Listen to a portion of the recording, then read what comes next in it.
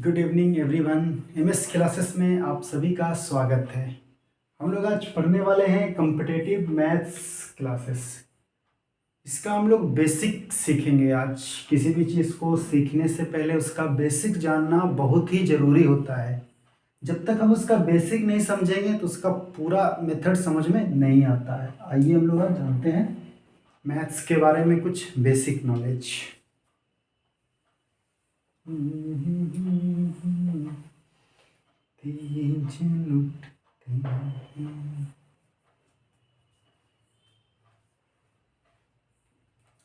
हम लोग आज पढ़ने वाले हैं नंबर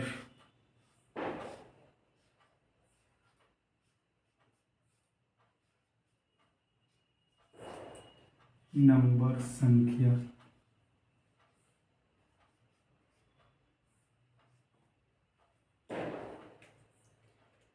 संख्या दो प्रकार के होते हैं।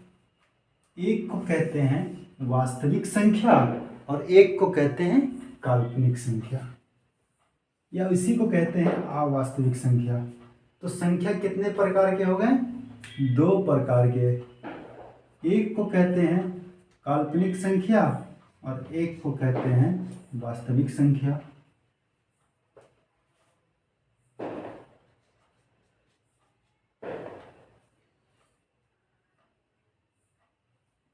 एक को क्या कहते हैं? वास्तविक संख्या। वास्तविक संख्या। वास्तविक संख्या को कहते हैं रियल नंबर। Real number. और एक को कहते हैं काल्पनिक संख्या। काल्पनिक संख्या।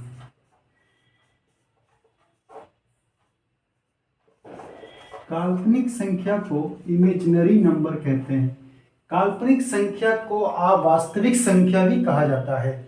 काल्पनिक संख्या ये रियल में नहीं होता है, इसको कल्पना करके इसके बारे में ज्ञात किया जाता है। आइए सबसे पहले हम लोग जानते हैं काल्पनिक संख्या कहते किसको हैं। तो वैसी संख्या जो रूट के अंदर हो, वैसी संख्या जो रूट के अंदर हो और माइनस में हो, यानी रूट के अंदर ऋणात्मक संख्या को काल्पनिक संख्या कहते हैं। अगर हम इसका एग्जाम्पल का बात करें, रूट अंडर -1, क्या ये रूट के अंदर है? तो हाँ। क्या माइनस में भी है? हाँ। तो रूट के अंदर हो और माइनस में हो तो काल्पनिक संख्या कहलाएगा। क्या रूट अंडर -2 काल्पनिक संख्या होगा? हाँ। रूट के अंदर है और माइनस में भी है तो ये काल्पनिक होगा। क्या रूट अंडर -3 होगा? तो हाँ होगा काल्पनिक संख्या। क्या रूट अंडर -4 भी होगा? हाँ। जितना भी हो रूट के अंदर हो और माइनस में हो। क्या और भी संख्या है? तो बहुत सारी संख्याएं हैं। इतनी सारी संख्याएं हैं किसका अंत नहीं है। जिसका अंत नहीं होता है उसको अनंत कहते हैं, यानी अनंत संख्याएं काल्पनिक हो सकती हैं। इसमें एक छोटी सी बात जानना पड़ेगा।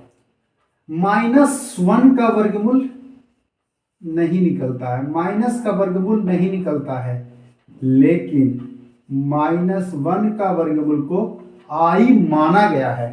निकलता नहीं है, क्या माना जाता है? आई माना जाता है, यानी -1 को आई लिखा जाता है। आई का मतलब होता है इमेजिनरी संख्या और आई को आयोटा पढ़ते हैं। क्या पढ़ते हैं? आयोटा। आई को पढ़ते हैं आयोटा। अब हम चाहते हैं कि रूट अंडर -2 को लिख सकते हैं। लिख सकते हैं 2 गुने -1। 2 को लिख सकते हैं 2 गुने -1। सेम है, -2 लिखिए, चाहे 2 गुने -1 लिखिए। अच्छा, 2 का वर्गमूल नहीं निकलेगा। 2 का वर्गमूल नहीं निकलेगा। क्या -1 का वर्गमूल निकलेगा? तो इसका भी वर्गमूल नहीं निकलेगा, लेकिन इसको क्या माना जाता है? आई माना जाता है। तो इसको लिख सकते हैं रूट अंडर √2i। आई क्या है? काल्पनिक संख्या को बता रहा है, यानी ये रूट के अंदर माइनस में है। आई बताता है कि ये जो रूट के अंदर है वो माइनस में है। काल्पनिक संख्या के बारे में हम लोगों को उतना नहीं जानना है कॉम्पिटिटिव क्लासेस में। मुख्य रूप से हम लोगों को जानना है वास्तविक संख्या के बारे में कि वास्तविक संख्या है क्या। तो आइए जानते हैं वास्तविक संख्या के बारे में। वास्तविक संख्या दो प्रकार के होते हैं। वास्तविक संख्या कहते किसको, इससे पहले जानना पड़ेगा कि वास्तविक संख्या कितने प्रकार के होते हैं। तो वास्तविक संख्या दो प्रकार के होते हैं। एक को कहते हैं परिमेय संख्या, परिमेय संख्या, और एक को कहते हैं अपरिमेय संख्या।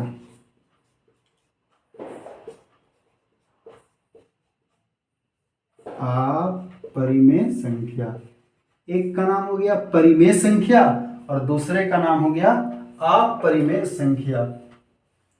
परिमेय संख्या के बारे में हम लोग पहले जानते हैं। परिमेय संख्या को बोलते हैं इरेशनल नंबर।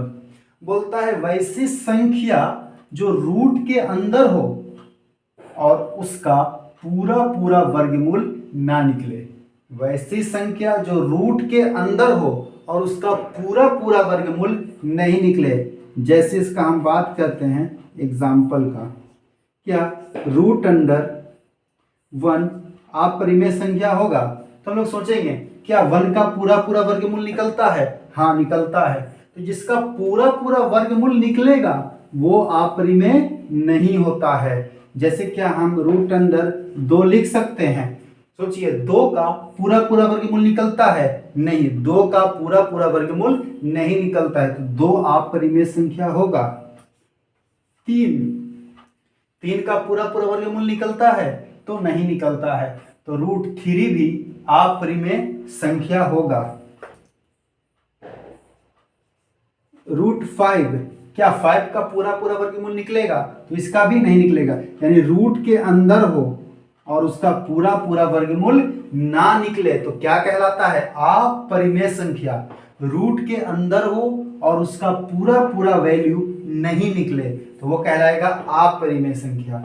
अब हम लोग जानते हैं परिमेय संख्या के बारे में। परिमेय संख्या, परिमेय संख्या सुनिएगा। परिमेय संख्या में 2-3 पॉइंट बहुत इंपॉर्टेंट है। पहला अगर हम पॉइंट करें तो परिमेय संख्या P बटा Q के रूप में होता है। अब बोलिएगा ये P क्या है, Q क्या है? तो यहाँ पर कोई नंबर रहेगा, यहाँ पर कोई संख्या रहेगा, ऊपर में कोई अंक रहेगा, नीचे में कोई अंक रहेगा। P और Q लिखने का मतलब है कि P की जगह पर कोई नंबर रहेगा, Q की जगह पर कोई नंबर रहेगा और कहता है कि Q का मान 0 के बराबर नहीं होना चाहिए। ये तो ठीक है, P की जगह पर कुछ भी हो सकता है, Q की जगह पर भी कुछ भी हो सकता है, लेकिन इसमें Q की जगह पे 0 नहीं होना चाहिए। फिर कहता है अगला पॉइंट कि P एंड Q का मसा, P और Q का मसा 1 होना चाहिए। परिमेय संख्या तभी कहलाएगा जब वो P बटा Q के रूप में हो। P बटा Q, P क्या है? P की जगह पर कोई अंक रहेगा, Q की जगह पर कोई अंक रहेगा और Q का मान 0 के बराबर नहीं होना चाहिए। अगर ये 0 के बराबर हो जाएगा तो परिमेय नहीं कहलाएगा। तो P और Q का मसा कितना होना चाहिए? 1 होना चाहिए। आइए इसका हम एग्जाम्पल का बात करते हैं। अगर हम इसका एग्जाम्पल देखते हैं तो इसका एग्जाम्पल अगर हम बात करते हैं 1, क्या 1 परिमेय संख्या है? तो सोचिए क्या 1 के नीचे कुछ है? तो आपको नहीं दिख रहा होगा, लेकिन इसमें 1 के नीचे कुछ नहीं का मतलब 1 छिपा रहता है। आप कुछ भी लिखिएगा उसके नीचे 1 छिपा रहता है, यानी 1 के नीचे 1 छिपा हुआ है। ये P बटा Q के रूप में है, दोनों का मसा 1 होगा, इसीलिए 1 क्या है? परिमेय संख्या है। क्या 0 परिमेय संख्या है कि नहीं? तो आइए सोचते हैं 0 के बारे में। 0 के नीचे कुछ नहीं है तो 1 छिपा हुआ है और दोनों का मसा निकालेंगे तो 1 आएगा, यानी 0 भी क्या है? परिमेय संख्या है। 2/3 परिमेय संख्या है कि नहीं? तो सबसे पहले चेक करना है कि बटा के रूप में है। हाँ ये तो दिख रहा है बटा के रूप में है और नीचे वाला 0 नहीं है और दोनों का मसा निकालेंगे तो 1 आएगा। अगला एग्जांपल का हम बात करते हैं 0.4। 0.4 क्या ये परिमेय संख्या होगा? तो इसको हम चेक करते हैं अलग से। इसको लिख सकते हैं 0.4, दशमलव हटेगा तो 1, दशमलव के बाद 1 अंक तो 1 0, 2 और बटा में 5। क्या ये p बटा क्यू के रूप में आ गया? तो हाँ, ये p बटा क्यू के रूप में आ गया। q का मान 0 के बराबर नहीं होना चाहिए, तो q का मान 0 के बराबर नहीं है। और इस दोनों का मसा निकालेंगे तो कितना आ जाएगा? 1 आ जाएगा। क्या आप लोग को मसा निकालने आता है ना? बड़ा वाला में छोटा वाला से भाग विधि द्वारा मसा निकाल सकते हैं। हम लोग आगे सीखेंगे मसा निकालने के लिए। क्या √4 परिमेय है कि नहीं है? √4 परिमेय संख्या है कि नहीं है? तो सोचिए, √4 का वर्गमूल निकलेगा। हाँ, इसका पूरा पूरा वर्गमूल 2 निकलेगा। बटा में कुछ नहीं तो 1 छिपा रहता है, बटा में हमेशा 1 छिपा रहता है। तो ये p बटा क्यू के रूप में आ गया। इस q का मान 0 के बराबर नहीं है, दोनों का मसा निकालेंगे तो 1 आ जाएगा।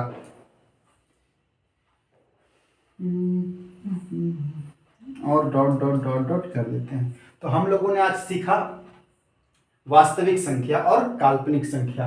संख्या 2 प्रकार के होते हैं, वास्तविक संख्या और काल्पनिक संख्या।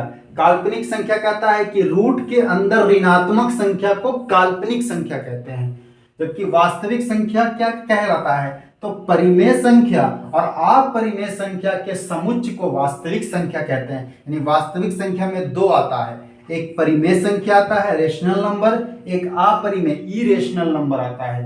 अपरिमेय संख्या रूट के अंदर वैसी संख्या जिसका पूरा पूरा वर्गमूल ना निकले उसे अपरिमेय संख्या कहते हैं। और परिमेय संख्या p बटा q के रूप में हो और q का मान 0 के बराबर ना हो और p और q का मसा 1 हो।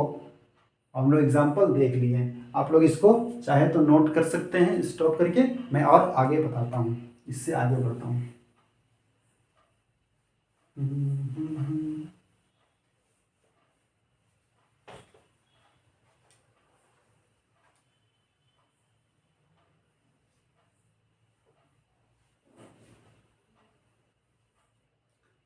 अब हम लोग और कुछ संख्या के बारे में जानेंगे। एक संख्या है भाज्य संख्या और एक है अभाज्य संख्या। बहुत इंपॉर्टेंट है भाज्य संख्या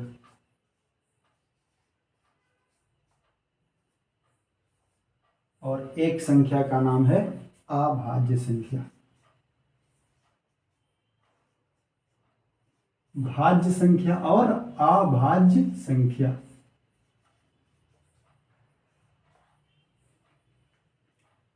भाज्य संख्या और अभाज्य संख्या। अभाज्य संख्या को ऋण संख्या भी कहते हैं, असंयुक्त संख्या कहते हैं, भाज्य संख्या को यौगिक संख्या कहते हैं और इसको संयुक्त संख्या भी कहते हैं। आइए जानते हैं, पहले हम लोग पढ़ेंगे अभाज्य संख्या। देखिए, भाज्य का मतलब होता है कटना और आ का मतलब होता है नहीं। यानी कहता है वैसी संख्या जो किसी से ना कटे उसको कहते हैं अभाज्य संख्या। बोलिएगा किसी से नहीं कटे, तो दुनिया में सभी संख्या एक से कटता है और अपने आप से भी कटता है। इसको छोड़ा के सोचना है, दुनिया की सभी संख्या एक से भी कटती है, अपने आप से भी कटती है, तो हमको इसको छोड़ देना है। जो किसी से नहीं कटे उसको अभाज्य संख्या कहते हैं, लेकिन इसमें कंडीशन है, एक और स्वयं को छोड़कर। अभाज्य संख्या जो किसी से ना कटे, जो किसी से ना कटने का अर्थ क्या है? एक और स्वयं को छोड़कर, यानी सभी संख्या एक से भी कटता है और स्वयं से भी कटता है। क्या आप लोग बता सकते हैं कोई ऐसी संख्या है जो एक से भी ना कटे? सोच के कमेंट कीजिएगा, अगले दिन इसका हम आंसर बताएंगे। जो किसी से ना कटे,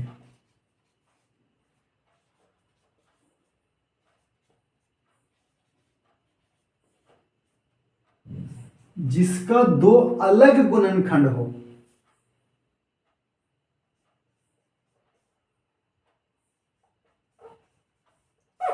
जिसका 2 अलग गुणनखंड हो। ये थोड़ा और आगे बताएंगे समझ में आएगा। जिसका दो अलग गुणनखंड हो। अगर हम इसका एग्जाम्पल का बात करते हैं, ए पॉइंट को मैं आपको क्लियर करूंगा अभी। एग्जाम्पल का बात करते हैं एक, क्या एक अभाज्य संख्या होगा, एक किसी से कटता है, एक तो एक से कटेगा, अपने आप से कटेगा, इसके अलावा किसी और से नहीं कटता है।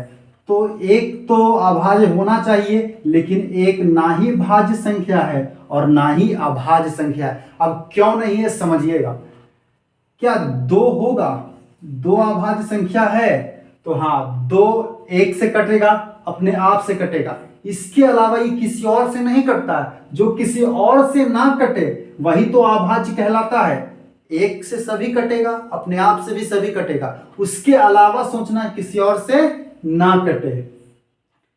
तो दो और एक, तो एक भी तो है, तो इसको हम क्यों अभाज्य नहीं कह रहे हैं, जबकि दो को अभाज्य कह रहे हैं। तो हम एक को तोड़ते हैं, तो एक को तोड़ेंगे तो एक गुने एक लिखाएगा, जबकि हम दो को तोड़ेंगे तो दो गुने एक लिखाएगा। देखिए दूसरा पॉइंट यही कहता है, जिसका दो अलग गुणनखंड हो। क्या एक का दो अलग गुणनखंड आ रहा है? तो नहीं, एक का दोनों गुणनखंड सेम आ रहा है, जबकि दो का अलग अलग गुणनखंड आ रहा है, दो और एक। हाँ, इसमें एक और कंडीशन आ गया, इसका एक गुणनखंड वही संख्या होता है और दूसरा गुणनखंड एक होता है। पहला गुणनखंड वही संख्या होता है और दूसरा एक होता है, यानी स्वयं और एक आएगा गुणनखंड इसका जब करेंगे तो। आइए और एग्जांपल देखते हैं। क्या तीन अभाज्य संख्या होगा?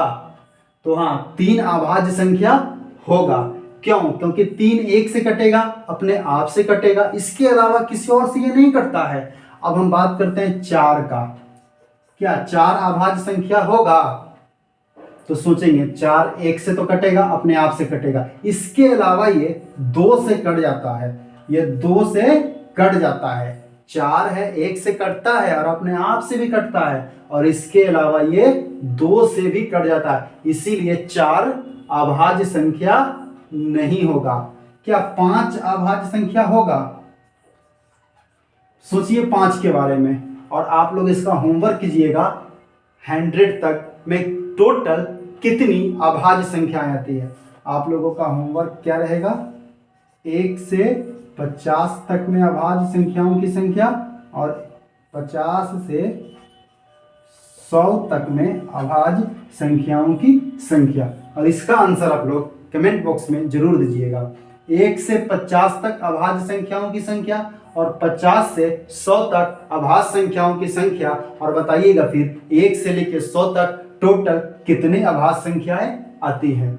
एक बार और सुन लीजिए। अभाज्य, आ का मतलब ना होता है और भाज्य का मतलब कटना होता है। जो किसी से ना कटे, किसी से नहीं कटने का अर्थ है एक और स्वयं को छोड़ देना है। सभी संख्या एक से कटेगा, कंफर्म है, और सभी संख्या अपने आप से भी कटेगा। एक संख्या है जीरो, क्या जीरो एक से कटता है? तो हाँ, जीरो भी एक से कटेगा। एक का टेबल जीरो बार पढ़िएगा तो जीरो आ जाएगा, एक कट जाएगा। यानी सभी संख्या एक से कटता है, अपने आप से कटता है, और उसके अलावा किसी और से ना कटे, उसी को कहते हैं अभाज्य संख्या। एक से तो कटेगा, अपने आप से भी कटेगा, उसके अलावा किसी और से नहीं कटना चाहिए। अब जानते हैं भाज्य संख्या। बिल्कुल सिंपल है, जब अभाज्य सीख गए तो भाज्य संख्या सुनिएगा।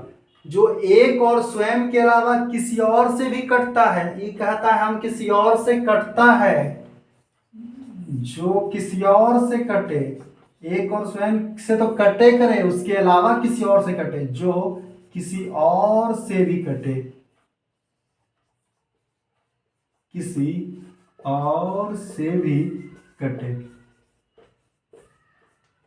जो किसी और से भी कटे, जो किसी और से भी कटे। अब हम इसका एग्जाम्पल का बात करते हैं। इसका एग्जाम्पल, क्या एक ना ही भाज्य संख्या है ना ही अभाज्य संख्या है। भाज्य या अभाज्य संख्या की शुरुआत दो से होती है, तो दो तो भाज्य होगा नहीं, क्योंकि दो तो अभाज्य है, वो एक से कटता है अपने आप से। तो सबसे छोटी भाज्य संख्या 4 होता है, बहुत इंपॉर्टेंट है। सबसे छोटी अभाज्य संख्या 2 है, जबकि सबसे छोटी भाज्य संख्या 4 है। अगर हम आपसे पूछे कि सबसे बड़ी अभाज्य संख्या कौन है, तो क्या आप बता सकते हैं कि सबसे बड़ा अभाज्य संख्या कौन होगा? तो क्या इसको हम निकाल पाएंगे? जब गिनती का अंत ही नहीं है तो क्या हम अभाज्य संख्या का सबसे बड़ा जान पाएंगे? नहीं जान पाएंगे। ना हम बड़ा अभाज्य संख्या बता सकते हैं, ना ही हम सबसे बड़ी भाज्य संख्या बता सकते हैं। ना ही सबसे बड़ी अभाज्य, ना ही सबसे बड़ी भाज्य संख्या बता सकते हैं। हाँ, लेकिन छोटी संख्या दोनों का पता होना चाहिए। सबसे छोटी अभाज्य संख्या 2 है, जबकि सबसे छोटी भाज्य संख्या 4 है। क्या 4 के बाद 6 आएगा? 6 के बाद 7, तो 7 नहीं होगा। 7 एक और स्वयं के अलावा किसी और से नहीं कटता है, यानी 7 नहीं होगा। क्या 8 होगा? तो 8 एक से और स्वयं से तो कटेगा ही, इसके अलावा ये 2 से भी कट जाता है और 4 से भी कट जाता है, तो ये होगा। हम बात करते हैं 9 का। 9 होगा? तो हाँ होगा। Dot dot dot dot dot. हम लोगों ने आज संख्या के बारे में जाना, संख्या में परिमेय संख्या के बारे में जाना, अपरिमेय संख्या के बारे में जाना। उससे पहले वास्तविक संख्या और काल्पनिक संख्या जाने, भाज्य संख्या और अभाज्य संख्या। हम लोग फिर अगले क्लास में मिलेंगे। पूर्ण संख्या, पूर्णांक संख्या, प्राकृत संख्या, सम संख्या, विषम संख्या और भी जितने भिन्न संख्या, दशमलव प्रसार, सभी के बारे में और आगे विस्तार से देखेंगे। आज के लिए इतना ही। अगर आपको ये क्लास अच्छा लगा हो तो लाइक एंड सब्सक्राइब कर दीजिएगा। Thank you.